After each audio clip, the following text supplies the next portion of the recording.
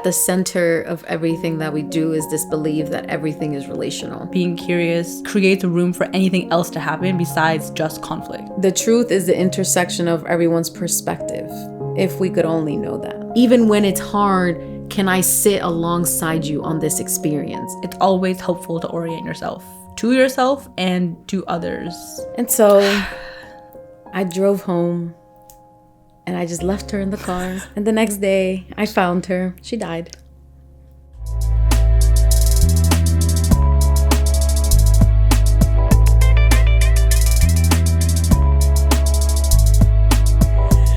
Welcome back. I hope that you've been okay. I'm happy to be here. I'm so glad you're here. Yeah, we're all very glad, you know. I'm happy to be here too. So, what's been going on? A little fun story is that you and I co-parent a plant. Yes. I'm co-parent I'm the absent parent. You are the absent parent. But I do hang out with our yeah, like I bring our plant over. You hang out for like 2-3 hours. Supervised. Yeah. Has to be supervised. And then I take our plant home and take care of her. To her other house. That makes sense. And it turns out that I was negligent. So I need supervision, but you can neglect our child. So I think we're both bad parents. Oh, facts. Okay, that makes sense. We're both bad parents to messy number 4. And so I drove home and I just left her in the car. And the next day I found her and she was crying on the floor. So she died. I'm resuscitating her. Okay, so she didn't die. She's been brought back to life. Loosely. Okay. She's like on a ventilator. She can't breathe by herself. Got it. Okay. But there's like a possibility she'll. Okay. I still think that we could be good parents. I think it's available that she was only alive for like 4 months. Yes, but like, you know, it was maybe only less. It was only one night. I guess you only be, you know, don't be negligent ever is the lesson. Got it. I mean, you've heard stories about like parents leaving their kids in the car and the kids die. Yeah. That's what I did. So now I have to walk around with this information. And like, you know, and the resuscitating experience in your home. Yeah. It's hard to see her. I even tried to like offer her affirmations. She didn't. You're like, you budge. got this, bestie. She was like, nah, you don't care about me. And I didn't, because I didn't remember for a while. I might have been like 14 hours later. She was asleep for like some part of that, you know? Yeah, but the hard part is that morning, before I brought her here to hang out with you, I was thinking to myself, wow, we've been doing such a good job of, you know, keeping her in both places. And I was just really proud of the progress that we had been making. And then the goals that we were seeing. Then I shattered all of our hopes and dreams. I think that our hopes and dreams can be revived. I'm gonna buy her again. Okay. I'm actually just gonna replace her and you're never gonna know. Okay, I'll just forget this experience and this conversation and then it's like you gave birth. Yeah. Oh yeah, your body forgets. Okay. I considered she's never here anyway, so I considered naming the second one Take Two. Take Two, I like that. But I didn't want her to feel like she wasn't. But Take Two just stands on its own. We didn't name the first one. We did. Take anything. Oh yes, we named it Messy Number 4. Yeah, but Take Two / Messy Number 5. No, it has to be 4. No, I don't think it has to be 4 even. I like Take Two. I just feel it like could be a Take nickname. Two The is nickname like is funny for us, and Messy Number 5 could be her government name. But it's like the kid you have after you had a miscarriage. Like that's what it feels like. Okay, so should we not have another plant? I think we have to like talk about it. Okay, we can have a family meeting. Basically, should we include Messy Number 4 in this conversation? We can include Messy Number 4 spirit. I I see. She can't be seen for a while. Oh yeah, no, not on camera. I'm saying a family meeting like later on after we record. Maybe. I think she needs some time to herself so she can see if she wants to live still. It really is her choice. It really is. I'm offering everything I can. Okay. Well, here's to Messy number 4. And here's to take 2. May we find her. May we be better parents. May it get warmer. May it get warm. Right. That was really the issue. But maybe the heat will also kill her too. But not over one night. You don't think so? It I have no idea. Really hot in a car. I'm not a scientist. A car sometimes gets up to 110 in the summer. I didn't know that. But you're inside a garage. It's still outside. I know, but if it's insulated, I feel like it's cooler in there than like if you're parked on the street. Oh, yeah. But not that much more. Good stuff. So anyway. Good talk. That's what happened between the last time we recorded and today. And so. Life comes at you fast. Mm-hmm. And slow. But now we have to move forward because. Right. Yes, moving forward. Okay. Because of capitalism. So. It's always capitalism's fault regardless of what has happened, you know? Okay. In the spirit of moving forward. Let's talk about how we orient ourselves to this forward. Mm-hmm. That's my transition. I appreciate it. Thank you. I worked really hard on it. I'm working on it all night. So, I've been reading this book that was gifted to me on my birthday by one of my dear friends, and it's called When No Thing Works, and it's by Norma Wong, and she is a Zen Buddhist. Love that. She's Native Hawaiian and Chinese, and she basically was like really reluctant to write this book, but felt that after years of experience, she wanted to write some things down. And one of the things that she wrote in the book that stuck with the both of us really is this chapter on orientation. And the reason why it stayed with me, and you can share why it stayed with you, is that I just hadn't seen someone introduce themselves the way that she had. And basically her entire point was that I am introducing you so that you could understand how to be in relationship with me, so that you can understand my worldview and basically where I come from and why I'm saying the things that I'm saying. And it's very rare that I meet someone that does that. It's like, hi, I'm so-and-so. This is like my lineage and my background. And this is why I am the way that I am. And obviously you may not want that much information from someone all the time, but I did think it was helpful. And it stayed with me, and it made me wonder how I would do that or how I could practice that level of orientation. Because I do sometimes find that I think people know the same things that I know. And I know that's not true. Like they don't know. Yeah. Not how you know them, at least. Not how I know them. Mm-hmm. And it's not a matter of like, oh, I have to repeat myself or I have to repeat the things that I believe.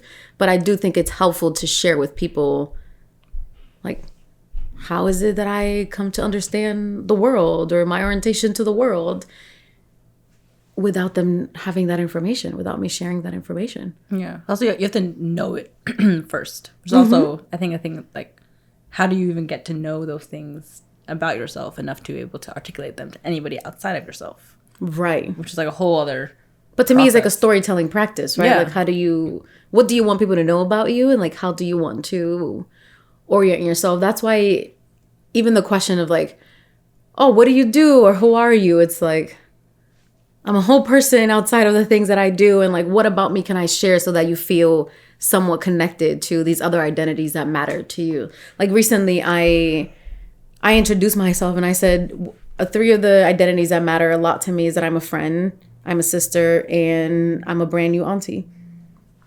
Yeah, I love that. I was like, that gives you like a glimpse to have some level of connection with me that doesn't feel like, oh, she's an authority figure in this space. Because in the space that I was in, I was teaching. And so I already knew that I had power because I knew what the slide deck was and I knew what we were going to do, right? And so how do you kind of break down that level of hierarchy by sharing things about you that are not related to the work that you do? is also what this idea made me think about. Yeah.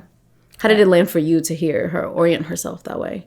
I think it felt familiar. I think this is like it was just helpful to hear it articulated in like a text or maybe more formally in a particular way to see it. Because I think for me, it's like been such a practice of mine to like interrupt the way people orient to each other. Like whenever I'm like out meeting people, I feel like my first one is always like, what are you doing? You're not working. Like I really actually, please don't tell me what your job is. Like it's cool that you have one, like, woo, capitalism. But like, what do you do? You know, like, who are you when you're not there? And I think I would rather ask the question, who are you outside of work? But I think that who are you is a lot more like closer to our language. Yeah. People understand that what do you do when you're not working question more easily to talk through it. And it's such an easier conversation to have. And it opens immediately a different door than like your professional 9 to 5. So for me, it was really helpful because I live in a world of like all the education spaces I've been in, like all the conflict mediation things I've done, like all those things are rooted in a lack of awareness of the other person's perspective. And I think we as people are not very good at expecting that someone understands something differently than the way you understand it because your logic makes sense to you. Right. So I always start from like, let me tell you how this makes sense to me. And why it makes sense to me this way. Let me tell you how I got to my definition of this. Let me tell you how I became the person I am in this room. Let me tell you why I'm here. Let me tell you why this person is here. Why do you think you're here? Right? Like I try. It's easier, I think, to always start there, especially in a lot of like conflict spaces, because people are coming with a lot of energy and stories about what happened. So I tried, for me, like it helped me understand that like there's value in not starting with what happened. What happened is important, right? We're gonna get to it. That's why we're all here, right? But first, like, who are you? And like, how did you find your way to this room where you've found yourself in a position to agree to talk through something that happened? First, right? Then we can get to like the logistics of what happened, which probably are like simpler than who you are, all the other complicated parts of it. So for me, it was refreshing to see another person start that way, because it was a good reminder to read her text from that place. That like, I have my own things, I'm who I am, I have my own definitions of all these words, and she speaks in a way that like I understand, so it's easy for me to like slide in my own definitions for some of the things that she's talking about. But because she began that way, it was a good reminder, or like a quiet ask to stay in her orientation as I was reading her text or her words. That makes sense? Yeah. And that was something that we were saying earlier, that I was listening to this energy healer, and she was like, this is my channel.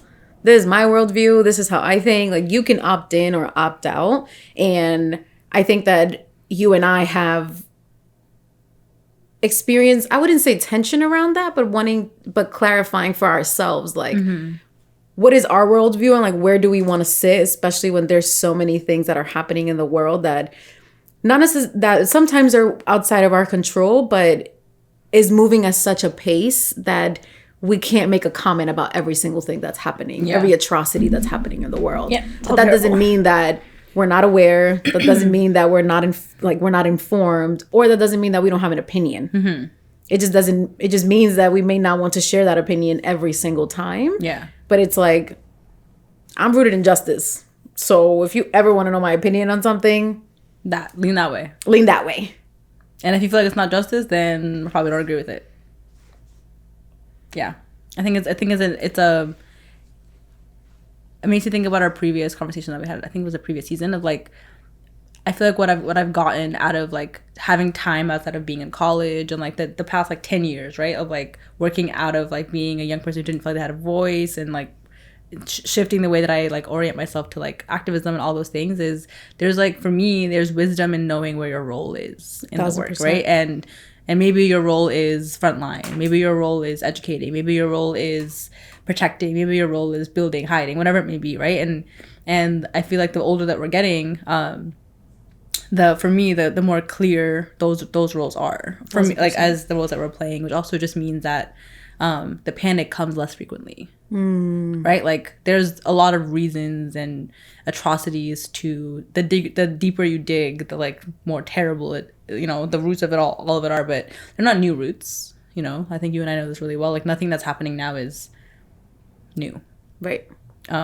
Different colors, different textures, different flavors of this, of similar things. So I think it's such an interesting experience to, at this version of what's happening around us, to be like, okay, like the work is the same, and just keep doing it. And if that means like build community, if that means like create levity, if that means other things, then that's what it means. It doesn't have to change, or nor does it have to be explained often.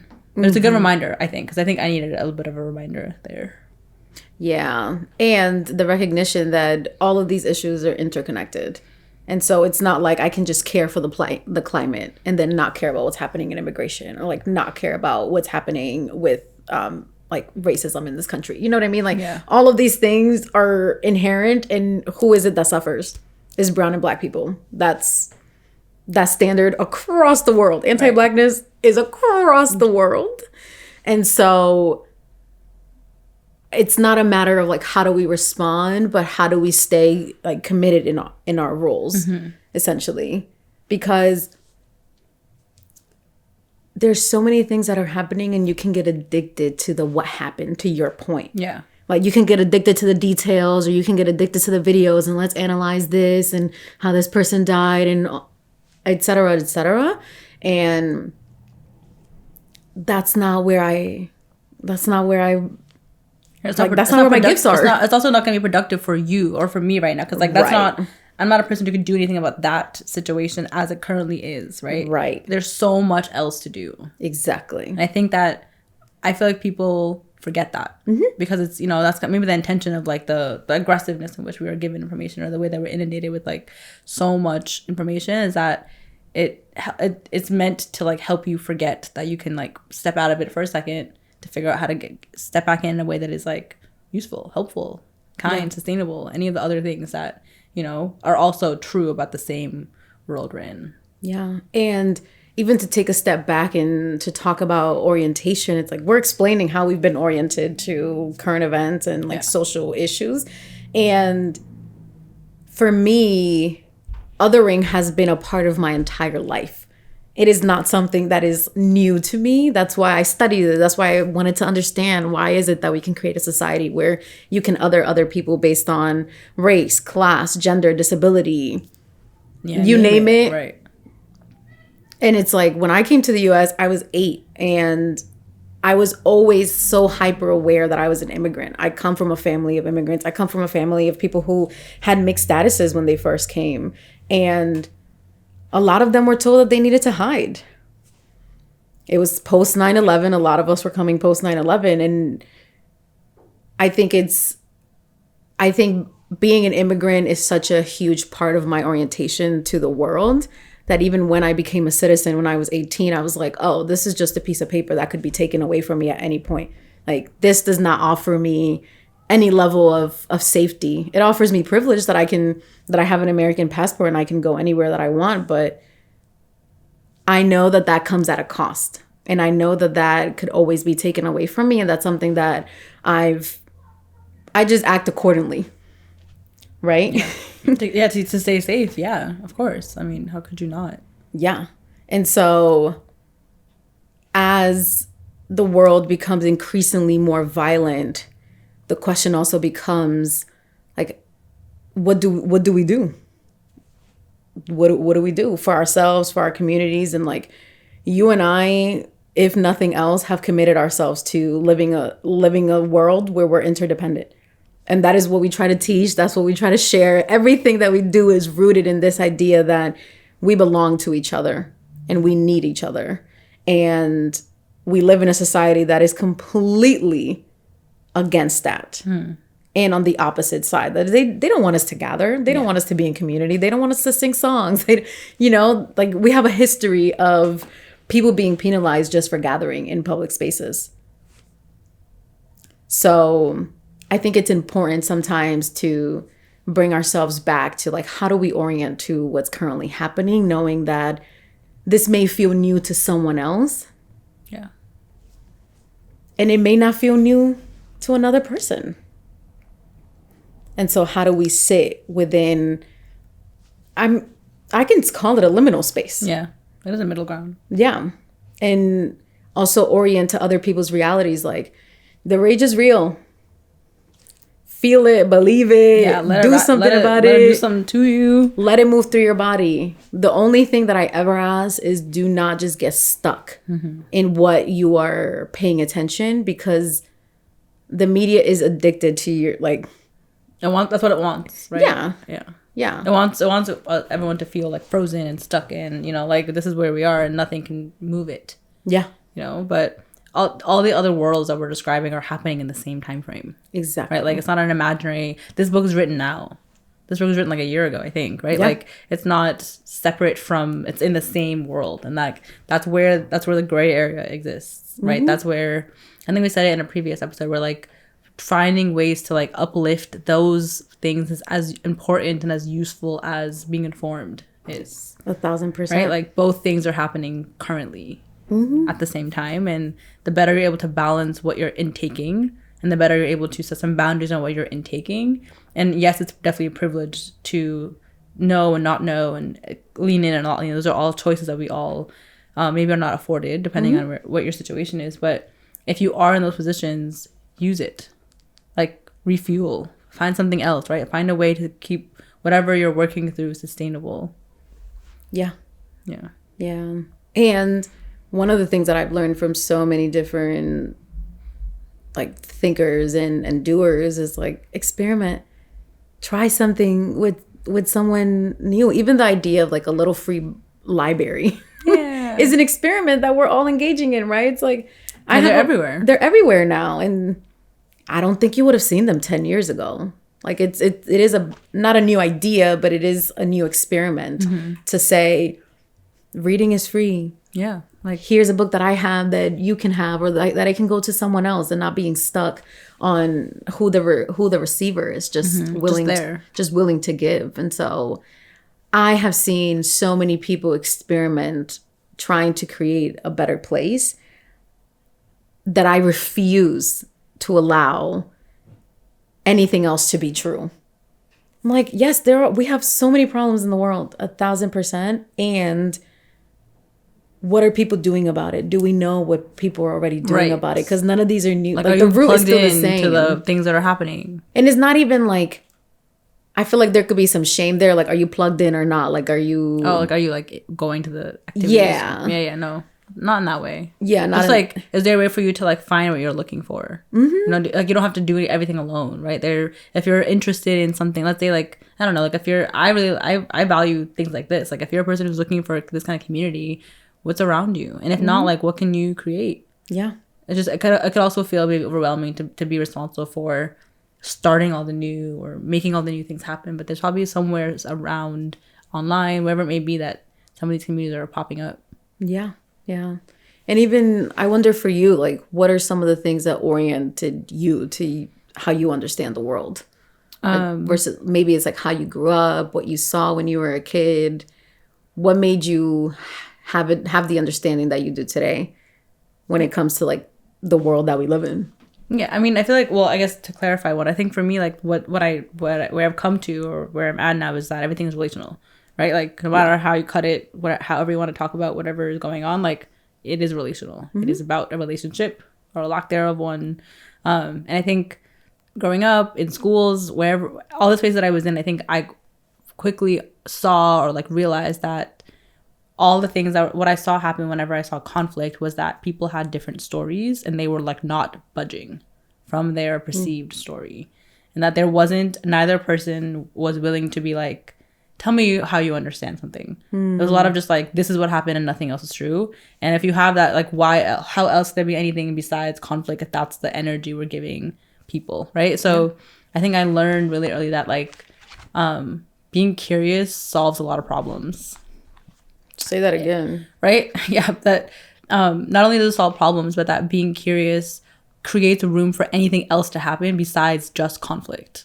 Right? If I'm willing to maybe budge, there's room for potentially like resolution, right? Maybe. That's one pathway. And maybe it's not. Maybe we agree to like never talk again, and that's also an option, right? So I think I realized really early that like, if I was interested in living in a world that had less conflict at any layer, interpersonally, systemically, whatever you want to call it, that I needed to get better at the questions I asked.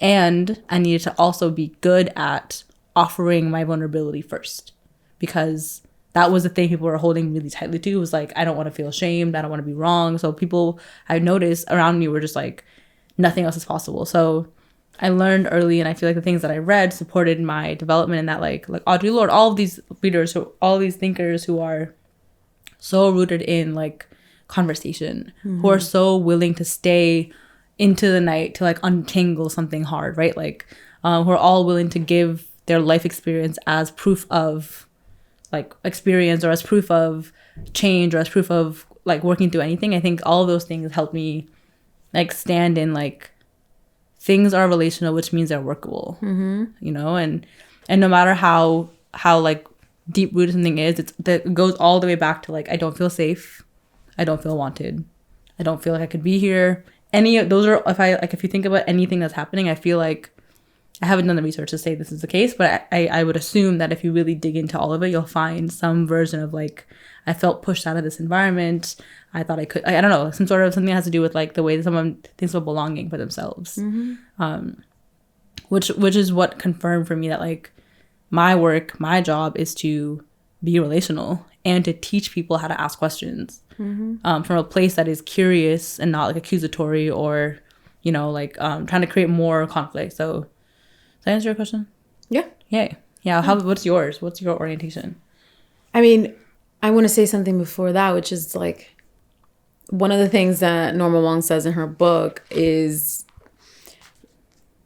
the truth is the intersection of everyone's perspective. If we could only know that. Which goes exactly to what you're saying. Yeah. So much more succinctly. Yeah, exactly. Right. And then she said, remembering one's own perspective is what it is we see through our own lens. Right. And I feel like that's something that I've definitely have had to learn, that I hold my own perspective, other people hold their own perspective, and we meet somewhere in the middle. And that we're never going to know capital T truth, but people's lived experience matters. Yeah. But I got to believe you as much as I believe myself. Right. Like I have to, at the very least, believe that what you were experiencing is as real as what I said I experienced. Right. Even if I don't agree with it. Or I've never seen it. Or I've never seen it. And having that ability to step outside of yourself for a moment is really, really hard. Because when something difficult happens, you're just, you know it, you know your own version, you know your storyline, you know the beginning, middle, and end. And then when you go and have a conversation with someone else, you're like, that never happened. That never happened. And sometimes you're being gaslit, and you know, that's different. Right. But in a world, we're not gaslighting. Right. But in a world, we're not gaslighting. Just hypothetically. There are so many people hold their own perspectives, and they walk into the rooms with their own perspectives. And so how do we tend to those? Yeah. And like, how do you tend to, like, sometimes people think that their experience is fact because it's their experience. Right. And it's like, yes, that's your experience, but everything about what you saw in the experience is what colored it. Exactly. Right? Like, I think it's like an illusion. It's like a 6 and a 9, and people are standing on opposite sides. It's a picture. It's like a newspaper clipping, and one person's like, it's a 9. Like, right. There's no, and like neither of them are wrong. So like, is the point the truth, or the point like does it need to be a 6 or a 9? Like, what is the goal to be right? Like, what are we doing, right? So there's so many other questions that bring resolution to that conversation more quickly than, let me tell you what I see. Yeah. Because like, what you see is a 6, what I see is a 9. We're gonna never agree that you see what I see. Cool. But the people stay there. They go like, how could you not see it? And so much of that is ego. Yeah. Right. We're so stuck on being right that we can't even fathom that someone else could have a different experience. Like, what's the point of being right in the situation? Like, yes, you see what you see, I see what I see. Like, what are we doing right here? What does this need to be? What are we trying to, what's going on in this? Right. Like, what is the point of me agreeing with your take? Like, what will that give you besides like satisfaction that I was wrong? I don't know. So I think it's like trying to get people to get past the thing in front of them versus like, what is the point? What are you trying to do? What are you trying to accomplish with this? Like, is your goal to be correct? Right. Is your goal to be in relationship? Is your goal to find compromise? Like, what's the objective first? Which is a curious question, right? And that might help get to like, oh, like we're trying to figure out like what number this is so we can add a new number. Okay, what number are you trying to write? Right? Like, it just gives you more room to like solve the problem if you're trying to actually solve a problem versus just argue about what I see versus what you see. Yeah. You know? Because frankly, we may see different things. And it might not matter. It might not matter. Yeah. Yeah. But the question of like, are we trying to move towards alignment, or are we trying to stay stuck in our own perspective? Yeah. Like, what is the goal? Yeah. Is the goal conflict? If the goal is conflict, you found it. Mm-hmm.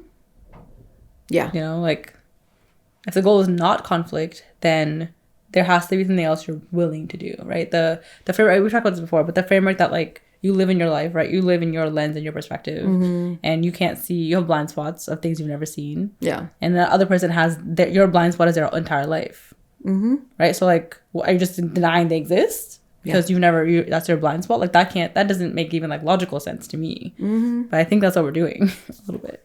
Yeah. And one of the things that she even talked about was, like, social media, and how social media keeps you in your perspective. Keeps you in your perspective. I wanted to use the word stuck, but I was like, I don't know if stuck is the right word, but it does keep you in your own perspective, right?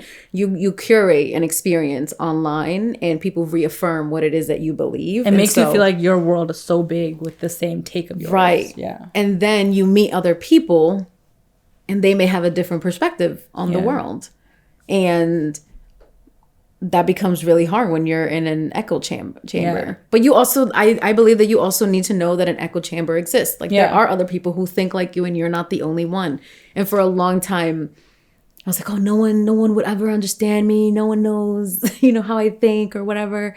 And then I started to meet people who had a similar worldview than me. And that's why, like, affinity spaces are important. Yeah.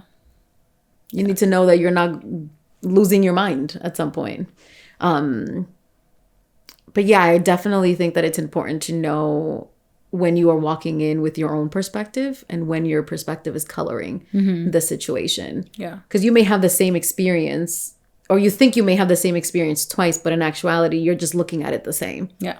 Maybe part of the work is, like, I think we do this often, is just more often introducing ourselves into an environment with our orientation. And I don't know if I have all of the language. I feel like in this book, like, she had a good sense of what to share about herself. I don't know if I know what I would share in a similar feels very holistic how she shared it. Yeah. I don't know if I have a sense of, like, what parts of myself or what, like, values or truths of my life would feel like it does a good job enough to, like, give someone enough of a color about me. That might be some work to kind of work through. I don't know. Yeah. I feel like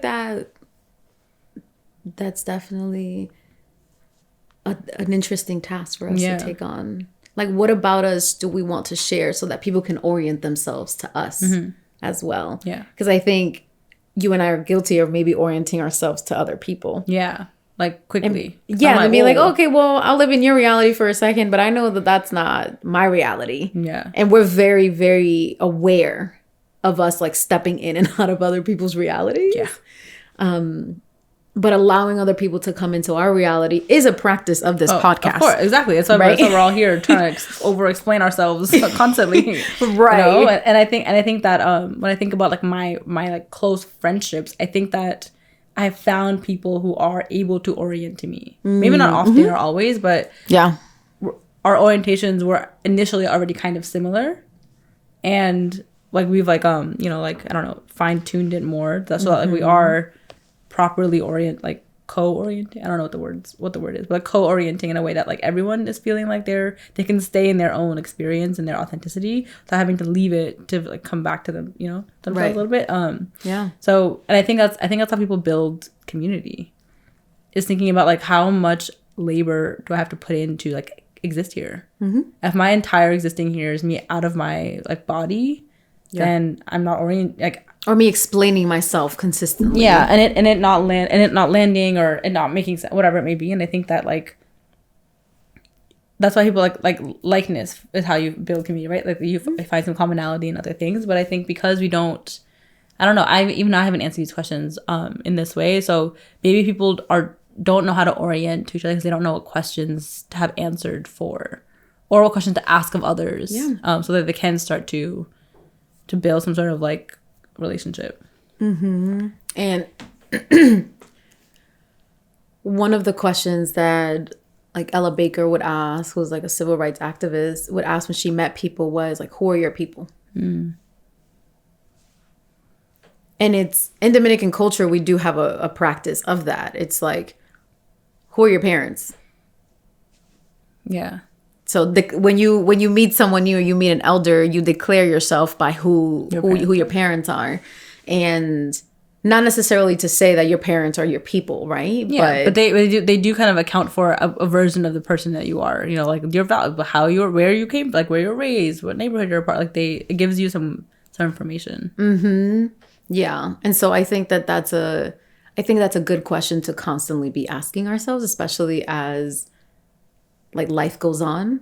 Like, who are your people? Who are you accountable to? Yeah, I like that question. And like, do you feel like the people that you are naming or claiming are people who represent you in a way that feels like true to you? You know, mm-hmm. I think people say like your friends, like the people that they're your representatives, you know, and if that doesn't feel like that's the case, then you know you gotta look around at who you're saying represents you. Mm-hmm.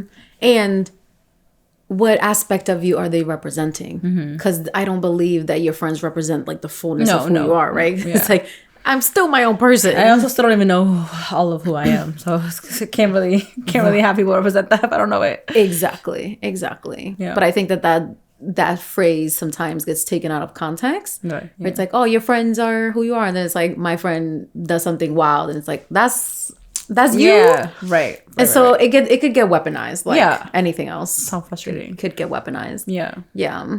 But this idea of who are your people and who are you accountable to, I think is a helpful starting point to even ask, right? It's like, all right, so my parents are this, these are my parents, and this is like the neighborhood that I grew up in. And so then this is how I understand the world based on how I grew up with. Like for me, I have always had a strong sense of justice. I don't know where that comes from. I just saw shit and I was like, that's wrong. You know, I would just tilt my head pretty often when I was a kid. I'd be like, now why? That don't look right. And explain to me how. See, questions. Curiosity. Right, curiosity. Yeah. Curiosity is really... But that doesn't mean that it was always nurtured, but I always had the questions. Mm-hmm. And so I've written about this so many times, but I grew up in Coney Island. I think that where you grew up shapes who you are so much that you don't even realize, right? Like I grew up in a particular part of New York City. So 7 blocks down, you have amusement parks and you have the beach and you have the neighborhood that everyone thinks of when they think about Coney Island. And then you have where I actually grew up. And so I was constantly between sort of both worlds, right? Like one that is very poor and then one that is very rich. And I think you can, Cambridge is pretty similar. It's a weirdly similar experience. It's pretty similar to that. But so I always found it really hard to be like, oh, people have this perception of where I grew up versus the perception that I have. Yeah. Or like I remember being young and people saying like, oh, your neighborhood is bad. Like no one would ever go there. And it's like, y'all come here every day to go to the music park. I'm like, but you go 5 blocks down. So what's happening? Yeah. And so I feel like I was always so conscious about just poverty and wealth and how much they existed alongside each other. They're like cousins. Practically siblings. Right. And that always shaped my understanding of what was happening. Because I was like, over here, we got no resources. But if I go to this other part of the city, then I have to pay $12 for the same drink that I got over here. That's like $5. And I was always like, so now why is that the case? And I really just only had questions, clearly. No one around me was answering. Yeah. But I feel like that oriented me to see other injustices around me. And that was always like such a huge part of just the things that I noticed in the world. Yeah. Yeah. It's weird how we have such similar, like, I think the first for me is like, Cambridge is like a internationally recognized town, right? Like we all know Harvard, you know what regardless I'm saying? Like, if you whether it could live anywhere. Like it is a location. Some people's idea of Cambridge is literally like they can name all the colleges. I mean, not even all, just 2. Right. MIT and Harvard. Right. Or like occasionally they're like Tufts, but there's a few other ones that are also in the mix.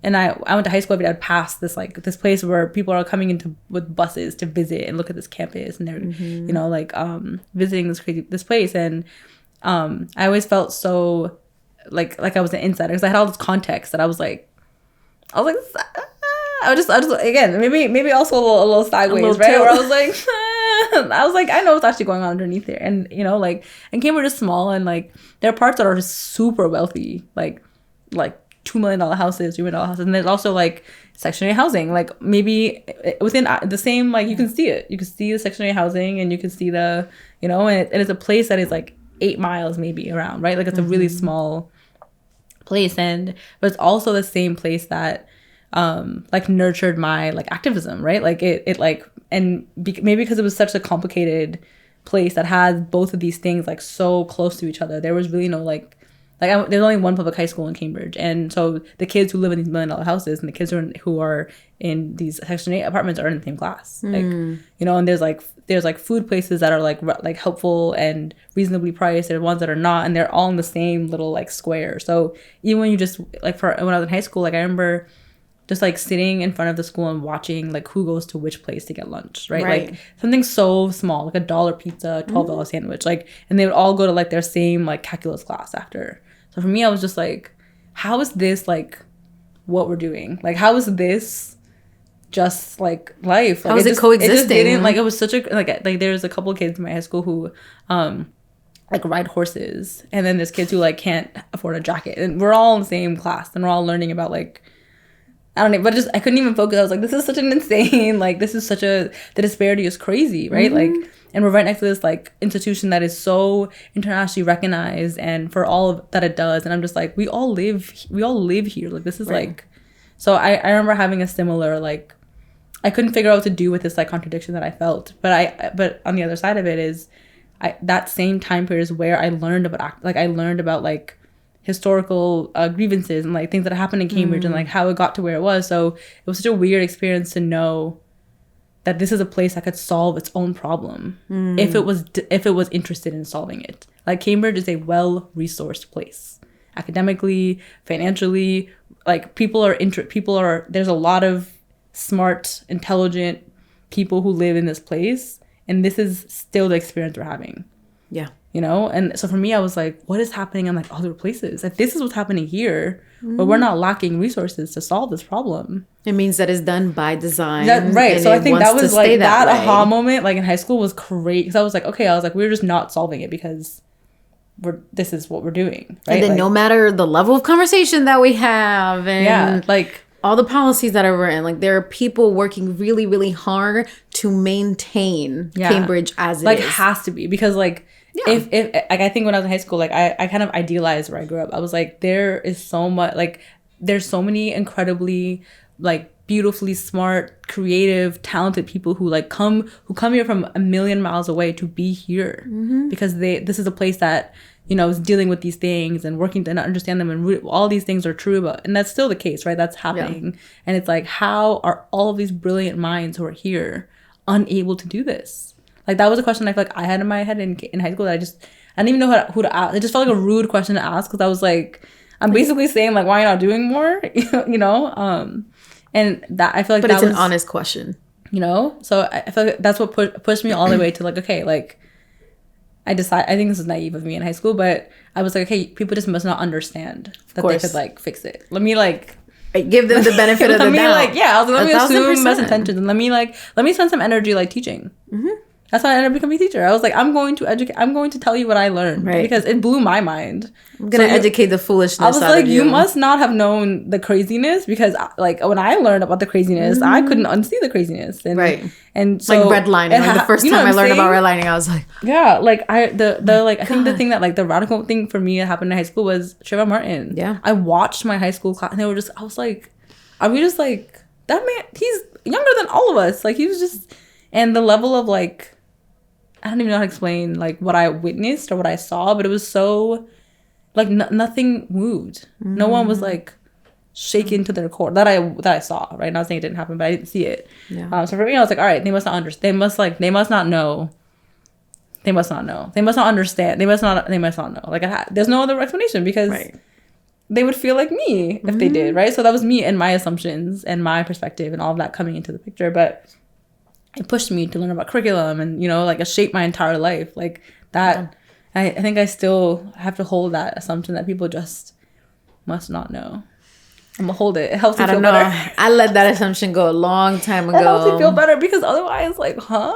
I don't know. Otherwise, you were choosing to exist in this reality because it supports you. Yeah, but at what cost?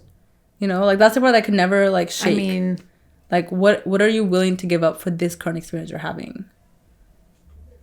Yeah, I don't know. So anyway. It's like white people in the South who reject healthcare because brown and black people are going to get healthcare too. Like, if they get it. It's like, so you want... Yeah, see? Like, so they'd rather not have healthcare just so black and brown people also don't have it. See, like, my brain is like... Yeah, so like that kind of stuff. You're willing to sacrifice yourself so that other people who you believe are beneath you do not have the I don't even know if it's so like they gotta sacrifice themselves too. We all gotta die. Yeah. So I guess the long and short of it is like I felt like a similar I lived in a place that I thought was like amazing, and you know, and we also still had this like this problem, this tension. So that was definitely an awakening experience in high school. And I think that for you and I, that's why we can coexist in a liminal space.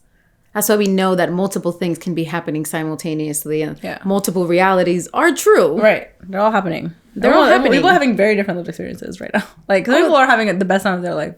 Of course. Some people are have no conscious awareness of what's happening around them or believe that it's impacting them. Or it's real. Yeah, I remember when people were saying that COVID wasn't real. Yeah, they didn't want to wear masks. I'm just like, yeah. Well, don't believe the scientists. Yeah. Interesting. Because but I think part of maybe this is what I'm learning. What I've learned is like sometimes the job is not to convince you. I think when I was younger, I thought it was. I think when I was younger, I was like, I have to just give you all the information I learned and show it to you and like make you read it, and then you'll understand, and we'll be like, you know. That was me arguing with everybody in college. Yeah. Oh yeah, me and my led nowhere. Me and my Facebook post comment like arguing with random people on the internet. Like I was like, dude, let me give you an article. Like let me find the source, and they're just like, and they would just keep saying the same stuff. So it led to deep isolation for me. Yeah. So I was like, I don't want it to be that every time we get together, I'm arguing with you or I'm explaining why a social issue is a problem. It's a social issue. That's a neutral fact. And one that could be solved. Yeah. If like 3 rich people gave their money away to, you know what I'm saying? Not even one. Yeah. Not even 3. Yeah. Yeah. So it was, so back to I think maybe my original point, like there's some wisdom that comes in learning how to stay here in a way that is sustainable. Because at some point I had to stop. I was like, I don't even think I have a Facebook anymore. Like at some point I had to just be like, there's nothing that me commenting and trying to like make sense of this is like doing anything for them, for me, for anything that's happening. Like it's not causing I'm not living the world I want to live in. Yeah. And for me, how I have rationalized it is, I do still need you to understand that I exist in a different reality and that I see the situation very, very differently. Yeah. And one of the things that really hurts me is seeing people who are immigrants themselves turn against other immigrants. Like, in what world? Yeah, my brain is just like where did you go that you got so far down the rabbit hole that now you believe that someone that came to this country just like you is a criminal, but you're not but everybody else is.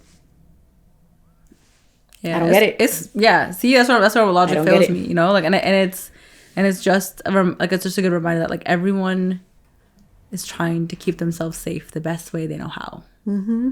And at the expense of someone else, at the expense of anything that's not them. Yeah. Maybe, right? Like, and there's some people who are like, I will like give myself up for it. Like, everyone is orienting to safety very differently. Mm-hmm. And, you know, like, if you look at just even historically, right? Like, you get safety from being like, it wasn't me, it was him. Mm-hmm. Right? Like, not us, not us, right? And then that's like, you know, becomes systemic. And that's how we end up in in a world like this, where you can say something like that and that protects you today. You know, and until it doesn't. So it's been helpful to have done some of this labor before. I don't know, like when I was younger, because I feel like it's helped me to be like, okay, like what's the long game? Like that is a place I can live in, right? Like what's the long game, and what does the long game look like, and what does the work of the long game look like today? Mm-hmm. What are we working towards, and in what ways are those things being actualized? Right. that I can do that all day, right? That's where I feel most useful, most helpful, most interested, where I have energy for it. Like that's what I can do, right? So the better or the more often people are able to figure out what those things are for themselves. Yeah. Like, are you interested in the long game? Maybe not. Are you interested in the short game? Then that's what you're doing, right? Like trying to figure out what is your orientation. What is your orientation and what is your role? Yeah. And how do you want to show up? If at all. If at all. Yeah. Yeah. No, it's very hard. Yeah. Especially when you are so comfortable in your own experience. It's really hard to step outside of your own experience to see that someone else or a group of people may be having a really difficult time. Yeah. Because you exist in your own world and you have your own problems. Yeah. That you're trying and to... your life is also difficult. So you're like, everyone's life is difficult. That's also, you know, and it's also hard to remember that, like, that's because many people's lives are not difficult at all. Many people's lives actually have zero problems in them. Yeah. Not a single one. And if they have a problem, someone else is there to fix it for them. Yeah. And so they're well taken care of. Yeah. Like the myth of isolation, right? The thing that it says it gives you is like freedom and choice, and you did it on your own, and you feel somehow proud of the independence, I guess. And I don't know, like I'm more proud of the things that I build with my friends. That's why a lot of people call it like the illusion of separateness. Yeah. The idea that we are actually separated from one another is not true. Even like, what is it, the saying, like, pull yourself up by your bootstraps? Like I don't even think that's like physically possible. Right. So I'm like, I was like, logistically, I think you need another person in front of it, like to because how, you know? Yeah. So even that, I'm like, it's like you're given a thing that everyone who gave it to you knows is impossible. Right. And the trick really is to decide that you need help. Or to take off your boots and stand up. Yeah. But or maybe use your hands. The myth of isolation will keep a lot of people in hell. Yeah. That's that I'm certain of. But you know, Norma's having she's saying some things. She's saying some things out here. And one of the things that I really appreciate about the book too is that she's like, why do I do what I do? And what kind of world do I want to live in? And how can I every single day make choices that move me a little bit closer or move us a little bit closer to that world? And the world that she was identifying was an interdependent, thriving world. Where it's like, you and I are whole by ourselves and we still need each other. Yeah. We're made better for it. Yes. Yeah. Yes. Okay, let's see if we can talk through, like, why do you think we do what we do? What do we do? Why do we do what we do? Well, we just thought it was what we do. What we do. Do we do it? Yeah, I hope so. We try really hard. You know, to make sure it happens. Maybe in the context of the podcast. Or I guess something else if you want to talk about something outside of the podcast. I think that you and I have dedicated our lives to teaching as part of that, and gathering with other people to think and to be is what we do. Mm-hmm. I think we also do. I think we also are trying to show process. Yes. And I think that we're trying to show that there's actually no answers. Everyone just needs to like discuss often, you know, like share often. And I think that we also, I mean, this is more like for our personal level versus like the experience of the audience, I guess, is to practice this for ourselves, right? Like, how do you like find a thing that's hard for you and give yourself the experience of working through it with someone else, right? That's the experience I've had here. We've gotten better at talking to each other on camera, talking to each other in the mic and through this like platform or in this time frame, whatever it may be. Like, that's been a thing that we wanted to work on initially, is to like share more of ourselves. And I think that even that in itself is hopefully a way that someone could be like, oh, I could try that. Yeah. Like, oh, like I could talk to my friend. Like, we could do this. Like, I could try this, right? Because it's more, the more you see things around you that you can't imagine, the more possible they feel. Exactly. So this is hopefully a small way that makes this at least feel possible. Yeah, and we're not interested in process just for the sake of process. We're interested because we want to make meaning and we want to understand what it is that we're experiencing and what we're seeing, and also do that in community. And not feel like any thought that I have is too shameful to say out loud. That I know that I can come here and be like, I had this weird idea. Right. What do you think? Is Right. it weird? Like, let me know if it is. And like, let's talk through it so that I can gain a little bit more of an understanding and that I could feel seen and that we can be in relationship and figure it out. Like one of the things that you and I have committed ourselves to is like showing up, being a villager for people. This is something we talk about so often. It's like, even when it's hard, can I sit alongside you on this experience? And even if I'm not having the same experience as you, can I still share mine here? Mm-hmm. Can we co-create safety? Right. And can we sustain it? And can we sustain it? And all of that, like all of those things, and then repetition, right? Because Exactly. I think that, I don't know, I feel like people always apologize, like, oh, I'm so sorry for how often I brought this thing up to you, or I'm so sorry for, like, I've said this so many times. But it's like, that's how you learn, right? Mm-hmm. Like you like process something by like going through it in your head a million times, and doing that alone in your head is gonna make you feel crazy. Yeah. It is so much more refreshing to get to do that in community. So I hope that what also we're doing is that teaching people that there's no particular timeline for how you work through anything, right? Like there's never going to be like, okay, we've decided this is what this means, and now this is like never going to shift, and here we are to find it, like mark the date and here we are. Like we've talked about the same things a million times, right? Like, I mean, we record some of them, but like we've had the same conversations for years, right? And it's always constantly evolving. Even in this conversation, it's evolving and shifting. And I think that showcasing that feels like what we do. Yeah. Or giving that, or even just archiving all of the things that we're working through feels also like what we do. Mm-hmm. And that at the center of everything that we do is this belief that everything is relational. That I am in relationship to myself. I am in relationship to you. I'm in relationship to the land that I am in. I am in relationship with everything around me, and that is worth acknowledging, respecting, considering, reflecting. Right. Like the more awareness you have of those, like your proximity to things, one, I think the more you can slow down, the more you're able to have that be an option for you. And the more you have pathways and options for how to navigate all that is hard, right? Like if you're a person who doesn't think that anything besides your like work context is real, then you're never going to find a break. Because everything else around you is like a distraction from your job. But if you are like, wow, this chair is so comfortable. Wow, this tea is so warm. Wow, the ground is so hard. Like, these are all other experiences that you're able to have. But you have to just kind of like be able to be inside your body to have them. And that's why I love traveling. I love being able to step into someone else's reality and see how they experience the world. Because you go to different places and the norms and the customs are just so drastic to what we experience on a day-to-day basis. Yeah. Even the slowing down. Yeah, it's more of a custom in most places, I feel like, than it's ever been here. Yeah, or there are certain times of the week that things are shut down or closed because they're honoring something else, like another part of their life. And so I think that traveling gives us the opportunity to step into other people's worlds, just like reading does, right? Like you read a book and you step into someone's reality, into someone's world. And then even when you're watching television, is all of those things are always constantly happening. Even like customs, like when you come for dinner, right? Like you like the way that people host, everyone hosts differently. Like you're seeing, but if you're, I hope that what we're doing is that if you are not aware enough of yourself and of the things your eyes are seeing, like you don't notice, you're not experiencing the things you're seeing that are different. You're just like you're just existing in them, right? So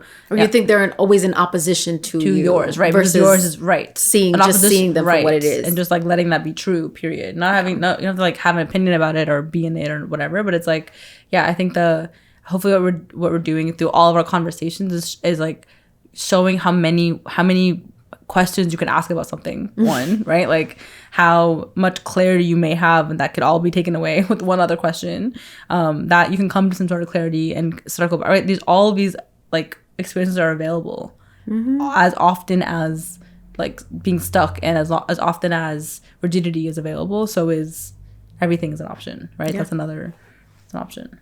Yeah. And one of the habits, I can say, that she shares in the book that's really helpful to undergoing this time of collapse. I don't know. I don't know what to call it. Like just like live through it. To live through this time of collapse is the cultivation of relationships. Is the cultivation of storytelling. Like sit with your people and share something about yourself. Tell them how you grew up. Tell them who you were around when you grew up. Like what shaped you to be who you are. Yeah. Like I believe that being in community and being in relationship, not just to other people, but to the world, would create such kinder human beings.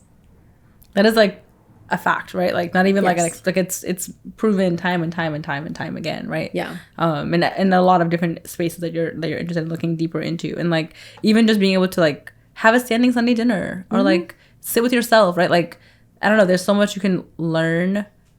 And I think the more you learn, again, the more feels available. Yeah. In the same place that feels like there's nothing and it's hopeless and it's terrible, like the more introspective you can be and the more you can look into like what makes your life feel full, the more those things feel and are available. Yeah. Yeah.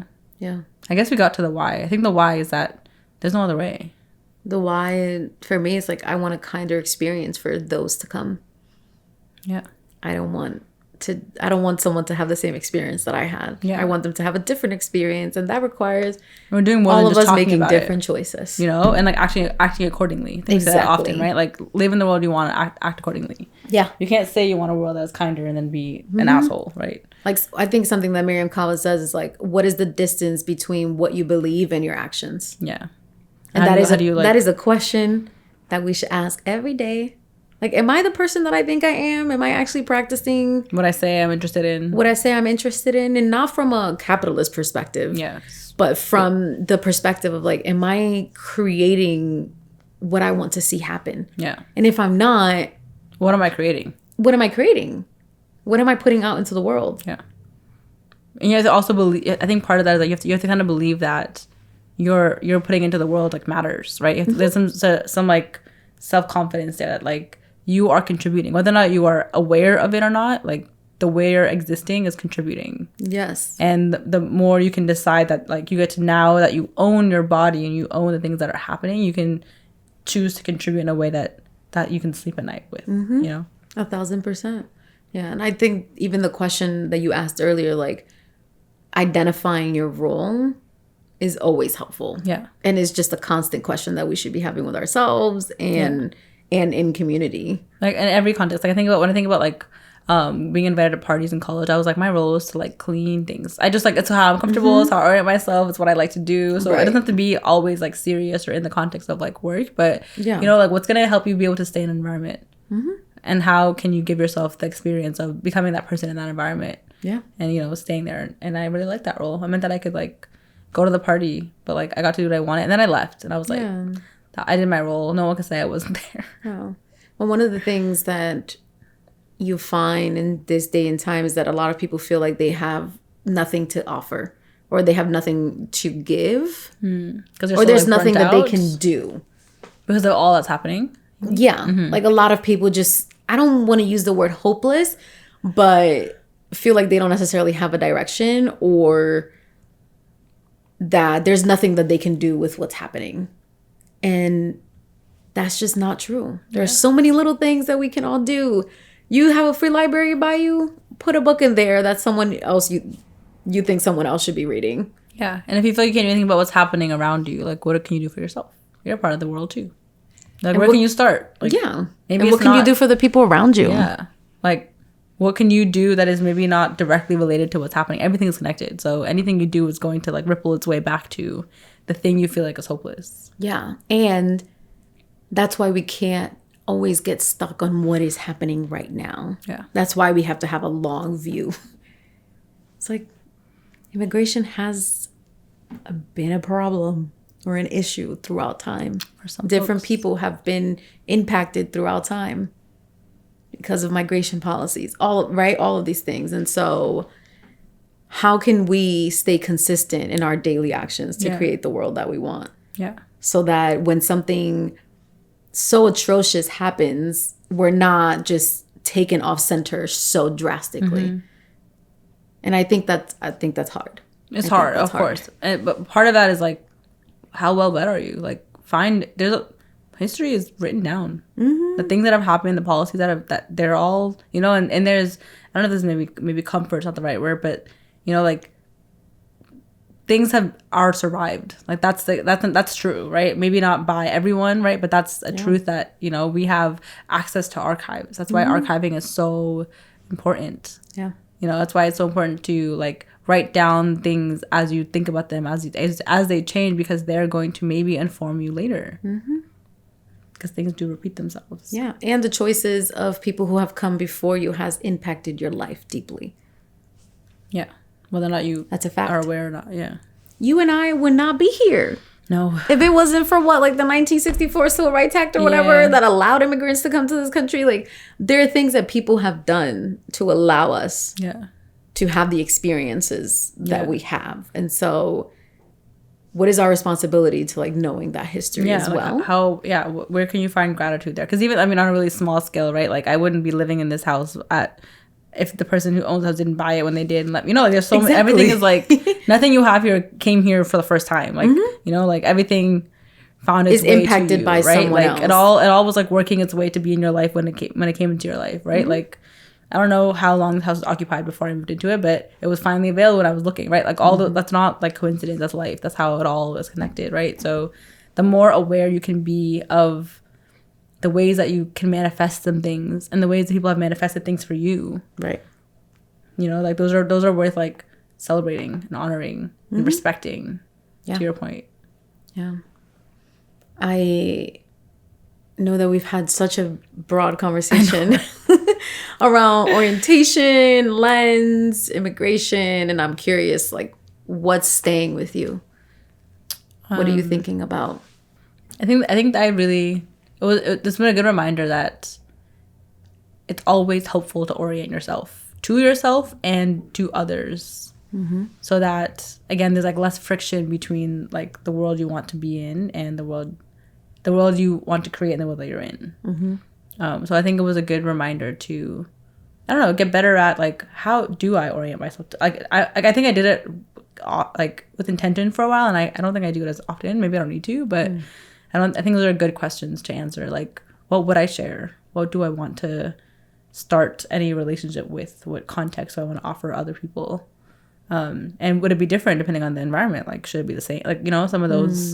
So I guess maybe not. I have questions. I love questions. Yeah. What about you?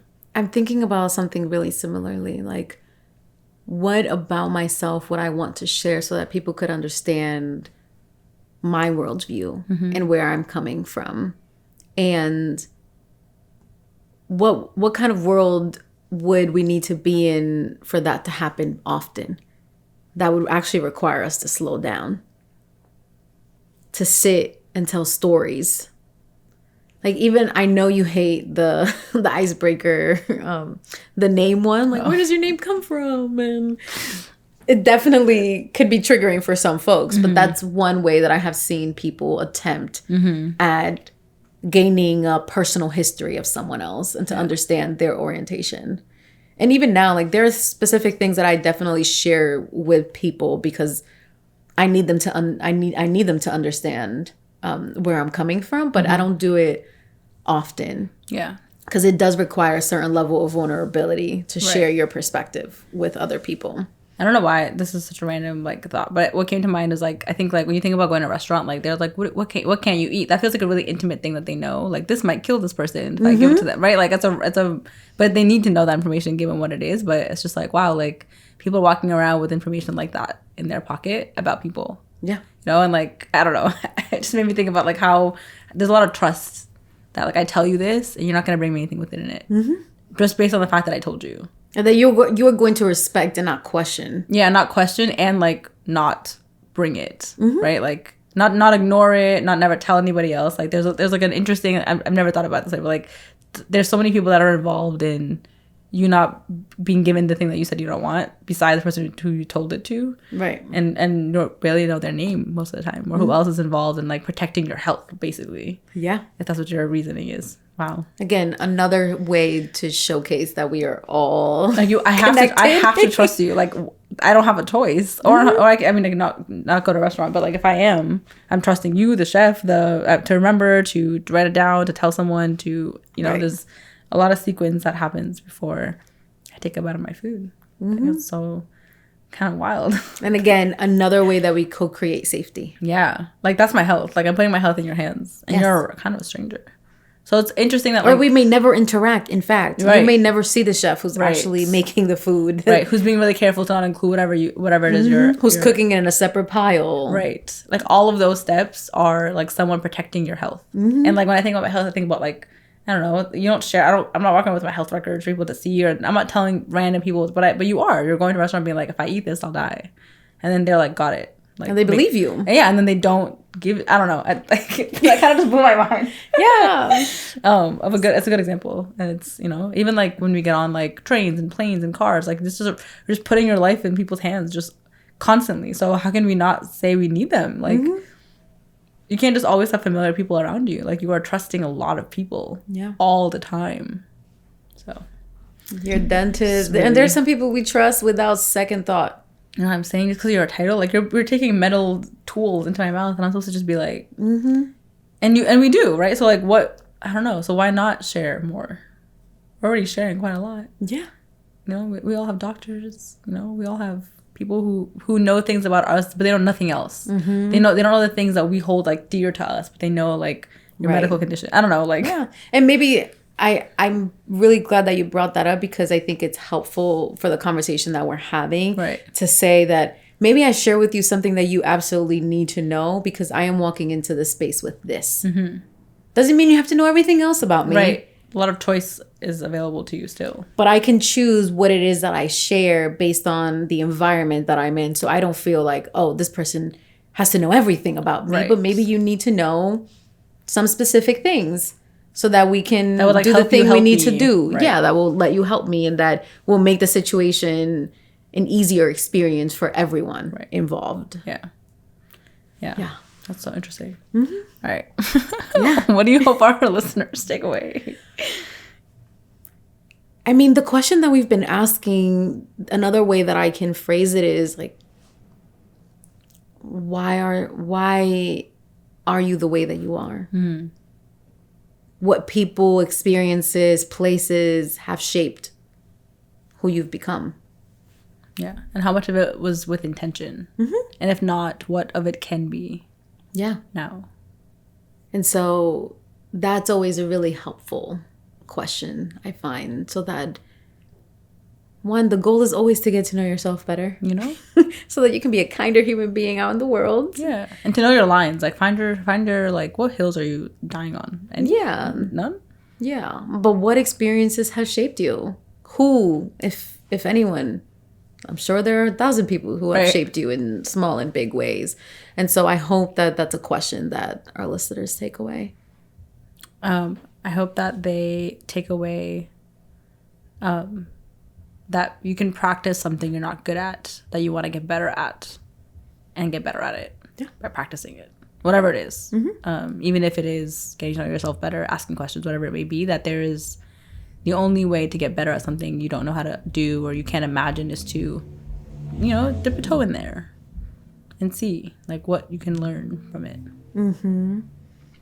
And what small thing can you share that may feel a little bit vulnerable but would be helpful to the space that you are a part of? That's a great question. Yeah, like what would help your relationships feel easier or more authentic? Because think about how many how less conflicts we have. Is that what's the right word to say this? We don't have conflicts. That's how you say it. I don't know. How few conflicts? How few problems we would have. Imagine how few problems we would have if other people understood why it is that you're sharing what you're sharing. Right. So like I came to this conclusion because X, Y, and Z. And this experience impacted me and is now showing up here. So like I have a tendency to overreact to the situation, just so you know. Exactly. Like then I could be an asshole and be like, don't react that way, right? But then it's on me, then, you know. But like, if you're sharing that with me, I have room to give you grace. I have room to like take over. I have room to step in. I have room to give you a easier day. Yeah. Because you took the risk of sharing. Yeah. Would it be helpful to share what she wrote and how she introduced herself? Yeah. We should share, how Norma orients herself. Okay. And again, I don't speak her indigenous language, so we about to butcher this. Believe in you. She said, "I do know aloha." Aloha kakua o Norma riakua kawaluku wang kou inoa. Aloha, everyone. My name is Norma Rakul Kawalukuwang. I was born in Kalihi near the mountains on the island of Ahul, and it is here that I now live. As a person of time, place, more indigenous than not, it is unthinkable to meet people, even in written form, without first introducing oneself. How else may you know how to be in relationship to what it is I am offering? The eyes we see with, the ears we hear with, are neither neutral nor generic. Of course, neither are our thoughts or words. It would be bad cultural form to just begin without appropriate relational orientation. I like that word, relational orientation. I like it. This is a picture of my lens so that you may orient words and thoughts in your own time place. Maybe I'll orient to, what was it? Ourselves in this time place. That's beautiful. That's beautiful. We like words. We'll keep practicing. What is it? How to relationally orient? How to relationally orient. I like that. I like that. I like that language. Yeah. Yeah.